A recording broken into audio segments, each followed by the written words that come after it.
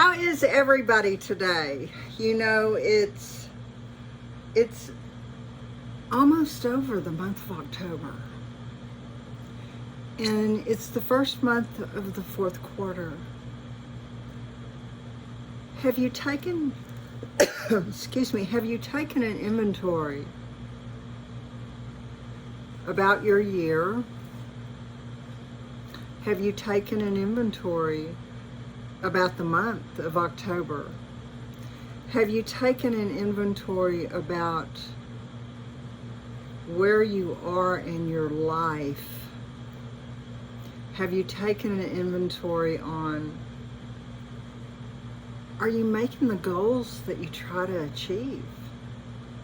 Today, we're going to do going the distance and getting nowhere. And what brought me to this particular piece of work, and it's all a piece of work, I put my heart and soul in this for you guys because my healing journey is that important, and it's that important for me to be the best for you all. I may go down a bunny trail occasionally, or I may take this a whole different direction than I had anticipated.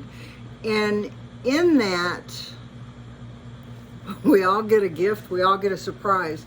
The divine, my source, is always the guiding part of this. And so what it's about today has to do with decisions I've made since last February, and some of them have changed. And changed to the point that it really shook me. It changed to the point that I had to go, okay, where are we going with this?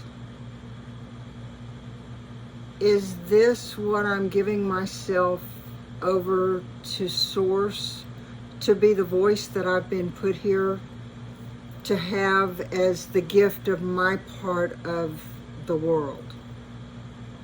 Y'all are the gift of your part of the world. And no one can do what you do the way you do it. The way you do it. Anyway, so I got to thinking, I'm up here in the DFW area and I don't know where I want to be. I haven't done anything permanent. No one realizes when your spouse passes, no one realizes the control a marriage has on your thought processes. Doesn't matter if your marriage is a good one or it's a bad one. That marriage, you wear blinders in your thought processes, and when you don't have those blinders anymore, you go through a free-falling stage, and then you don't necessarily listen to yourself, you listen to everybody else, because at that point you don't realize your brain is still working. And as the time has gone, my brain has kicked my butt, and it said, you know what, you worked all along. You've got this, you can do this. And y'all, I didn't want to do it.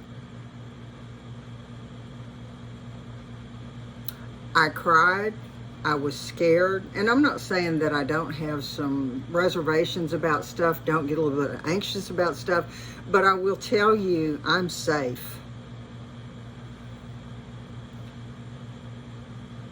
My divine source has my back in a way I didn't ever dream possible. So, as I'm looking on how I want this part of my business, I want to rebrand, I want to launch new, and I want to do what I love. And that's bring you guys every bit of my passion, because it's about you. And it's about you as it is through my eyes, in this healing journey, in this new life. in what I know is in my heart, that's my passion, that I've been put here to do. And so, what is something you've accomplished, or shall I say, not accomplished? And you've tried and you've tried and you've tried, and you sit there looking and you go, I didn't do it again. How many times have you tried? Doesn't matter how many times you think you've tried. It doesn't matter if you've kinda accomplished it. How many times have you tried? If you sit back and you look and asking yourself, if I succeed in doing this, did you ask yourself, I'll be alone? You don't want to be alone. That's your excuse. That's what you have told your brain has made it okay. I won't be liked. Let's say you've been working on something and you've discovered something that's going to make everybody's life easier. And you're going to become an overnight success, making millions, and you can see billions within the next 3 years. I'll be ostracized and I'll be isolated. I have to think logical and I'll have responsibility. You know what? In all that you've just said, and I coach on 5 areas of life that you live in, that one thing has trickled down into all those 5 areas, and you have sabotaged yourself. You are not going to crush that goal. You're not going to do what your heart says, oh my gosh, I know this is right, I know this is right, I know this is right. How are you feeling now?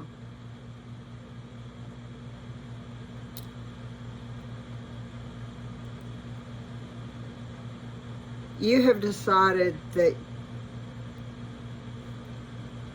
it's acceptable instead of the whole enchilada.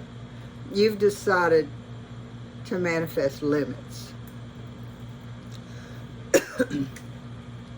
Whether you've played sports, whether you've dealt with animals, whether you've gotten your children to do something or tried to get them to do something, whether you have gone to a class and you knew that you could ace it and only came out with a B, you put limits on where you've capped your success.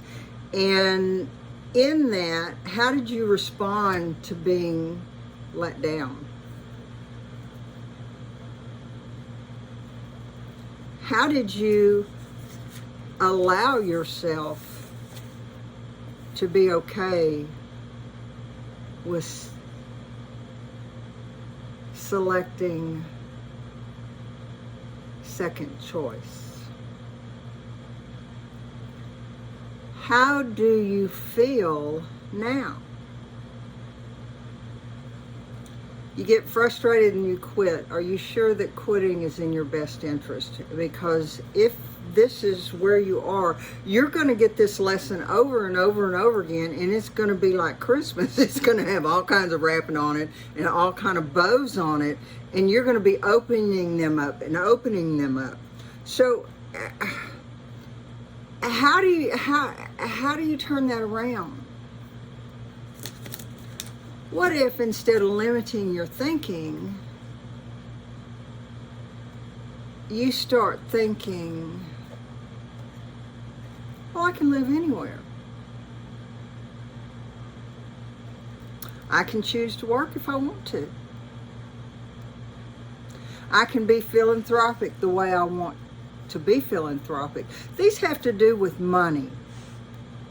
And that may or may not have been obvious, but money drives so many things. And you see people that don't have money and they're doing all kinds of things. Well, you know what? You can do that too. But you got to decide that you're going to be safe stepping into something unknown. Why should you be familiar with it if you've never done it?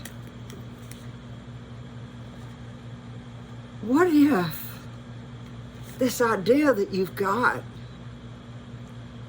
you can get a team of experts to make sure their success is on your table. What if all the work that you set you up to, I quit, was the part that gets you past the goal line? What if all this work and changing the way you look at how you're doing what you're doing, the end result, what if that's bank? I know I've done some network marketing businesses, and each of them have paid me. And the biggest thing that I heard from people that are on Social Security, and Social Security sucks on a good day, but their spending is, their receiving is capped. And the biggest thing was, I can only make this much a year. Why? Because Social Security, the government, who is running your life, says, I can only do this. Well, time out.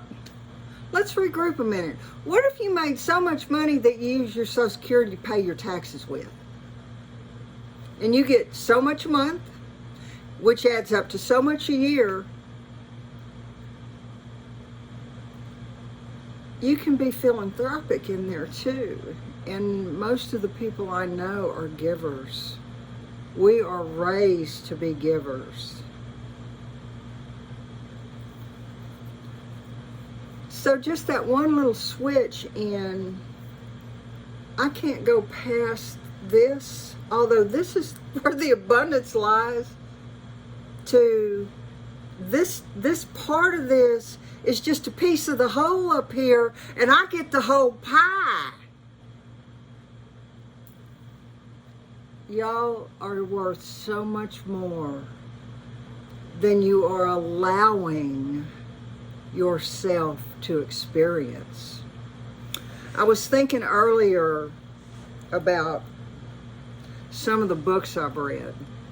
Napoleon Hill was like the father of personal development. We've all read the books, whether you coach or personal growth, you're going to read the books. One of my favorite